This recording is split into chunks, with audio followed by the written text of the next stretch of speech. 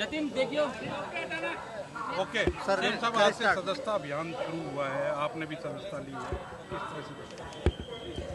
Bharatiya Janata party का सदस्यता अभियान हरियाणा की आज शुरुआत हुई है और उसमें मुझे भी नई सदस्यता ग्रहण हुई है और पार्टी के हमारे उच्च लीडरशिप हरियाणा भारतीय जनता पार्टी के सदस्यता अभियान के हमारे पदाधिकारी उन्होंने आज सदस्यता ग्रहण कराई है।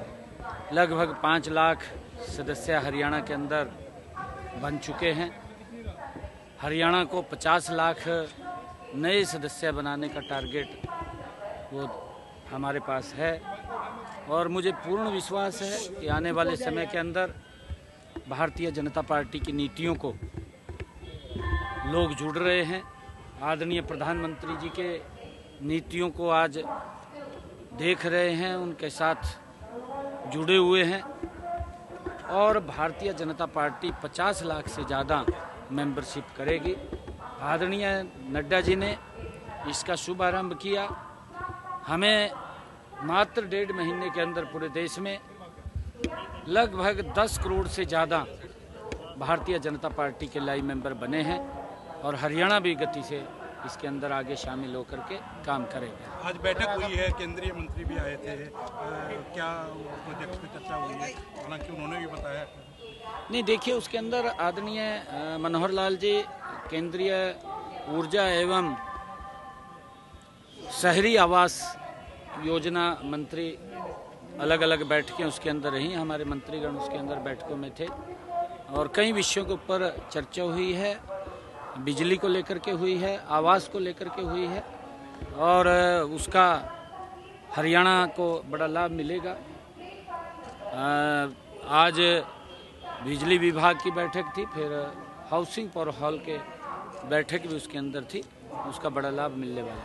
सर जम्मू कश्मीर में जो घटनाक्रम हुआ विधानसभा में भाजपा विधायकों के साथ मारपिटाई की गई, 370 जो है वो वापस लाने की बात जो है वो कर रहे थे, तो किस तरीके से देखते हैं इस घटना? देखिए दुर्भाग्यपूर्ण है, कांग्रेस का चेहरा वो नकाब आप जनता के सामने, पूरे देश के सामने आ गया है।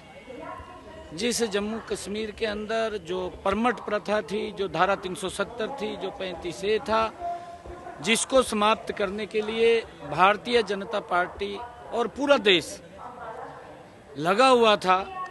डॉक्टर श्यामा प्रसाद मुखर्जी जैसे महान नेता ने अपना बलिदान दिया और उस धारा 370 को आदरणीय नरेंद्र मोदी जी ने समाप्त किया और वो दौर जो आतंकवाद का जम्मू कश्मीर के अंदर दौर था, उस दौर को भी समाप्त किया।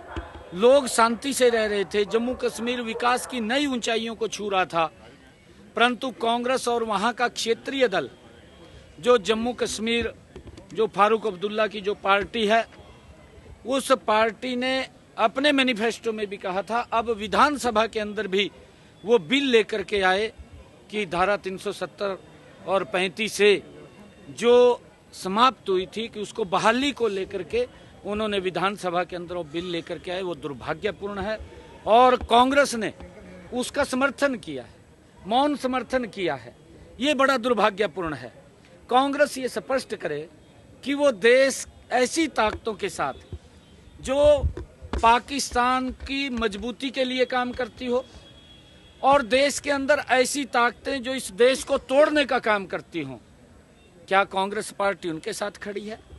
ये स्पष्ट करे, कांग्रेस को बताना होगा, क्योंकि धारा 370 जिसके ऊपर हमारी पीढ़ियां ने उसको भुगता है, हमारे बड़े नेताओं ने उसके ऊपर बलिदान दिए हैं, क्या कांग्रेस पार्टी दोबारा फिर मौन समर्थन दे करके धारा 370 का वो उसका समर्थन कर रही है?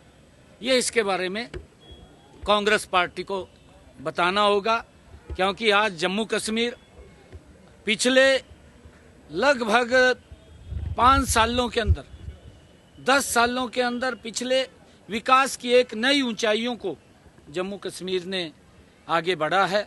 नए विकास के नए नए प्रोजेक्ट, नए नए कार्य, चाहे रोड का इंफ्रास्ट्रक्चर है, चाहे लोगों को सुविधाओं की बात है, चाहे पंचायत के चुनाव की बात है, क्या कांग्रेस पार्टी जम्मू कश्मीर के अंदर जो वाल्मीकि समाज, गोरखा समाज और पश्चिमी पाकिस्तानी शरणार्थी या पहाड़ी और गुज्जर के खिलाफ है कि जो उनको सुविधाओं से वो वंचित थे, वोट का भी अधिकार उनको नहीं था, सरकारी नौकरियों के अंदर भी अधिकार नहीं था? क्या कांग्रेस पार्टी उनके साथ फिर अन्याय करना चाह रही है?